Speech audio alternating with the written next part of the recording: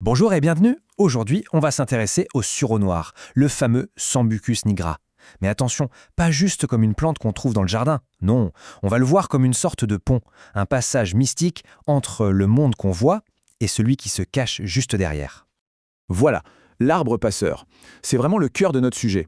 Le sureux est souvent perçu comme ça, comme un guide, une sorte d'accompagnateur entre différents états, entre la vie, la mort et puis la renaissance. C'est une idée qui est assez fascinante et on va la creuser ensemble. Alors, avant d'aller plus loin, il faut juste poser une base importante, la gémothérapie. En gros, c'est l'art d'utiliser toute la force de vie qui est concentrée dans les bourgeons. Et le bourgeon de sureux, vous allez voir, il est d'une puissance assez exceptionnelle. Allez, on commence par la première dimension, le concret, le tangible. On va voir comment le sureau noir agit sur notre corps physique. Parce que c'est bien fait, eh bien, ils sont non seulement connus depuis longtemps, mais ils sont vraiment puissants. Alors, un point clé, c'est son action sur tout le système respiratoire. Il agit vraiment comme un libérateur pour les poumons, pour les sinus, surtout quand tout ça est encombré de façon chronique. C'est un allié, mais un allié majeur pour faire le grand ménage dans toutes les voies ORL. Et son rôle de nettoyeur ne s'arrête pas là. C'est ça qui est fascinant. Le sureau, il va stimuler la circulation de la lymphe, ce qui aide le corps à se débarrasser de ses toxines. C'est un peu comme s'il appuyait sur le bouton reset de nos défenses naturelles pour les réveiller et les renforcer de l'intérieur. Et ça illustre parfaitement pourquoi il est si efficace quand les saisons changent. Il est bourré d'anthocyanes, ce sont les pigments qui donnent cette couleur très foncée à ses baies, et grâce à ça, il combat les infections virales de manière très efficace tout en calmant l'inflammation dans le corps. Maintenant, on passe à un aspect qui est presque magique. Ces bourgeons. À l'intérieur, il y a ce qu'on appelle les méristèmes. Ce sont des tissus qui sont encore à l'état d'embryon et qui contiennent toute la mémoire vivante de l'arbre, tout son potentiel de croissance. C'est un concentré de force vitale pure qui va directement booster la régénération de nos cellules. Et c'est là que notre analyse prend un tout autre tournant. On quitte le plan purement physique pour entrer dans le monde du symbole, de l'esprit. Parce que le sureau, ce n'est pas juste une plante qui soigne le corps. C'est aussi, et peut-être surtout, un guide pour l'âme. D'un point de vue historique, ce n'est pas pour rien qu'on le plantait juste à côté des maisons. Ce n'était pas un hasard, c'était pour protéger, pour repousser les énergies négatives. On le voyait vraiment comme une porte, un gardien qui se tient sur le seuil, entre notre réalité et d'autres dimensions.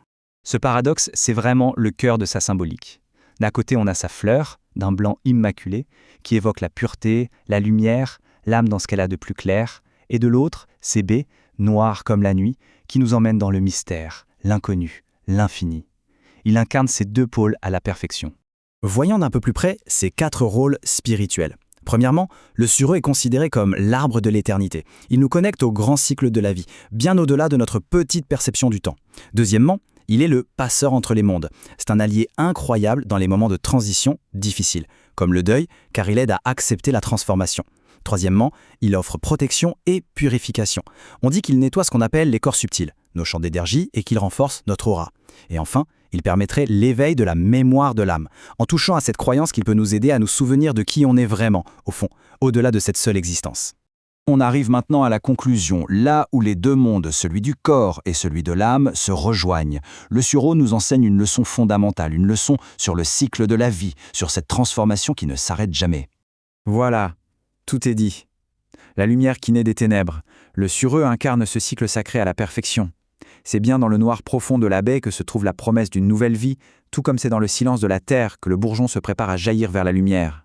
Et tout ça nous amène à cette idée centrale, qui est magnifiquement résumée ici. Le sureau ne guérit pas seulement le corps, il rappelle à l'âme son caractère éternel, que nous sommes bien plus que ce corps temporaire, que la vie ne finit pas mais se transforme encore et encore. C'est la leçon ultime du sureau. Les fleurs blanches deviennent des baies sombres qui retournent à la terre pour pouvoir renaître, un cycle sans fin.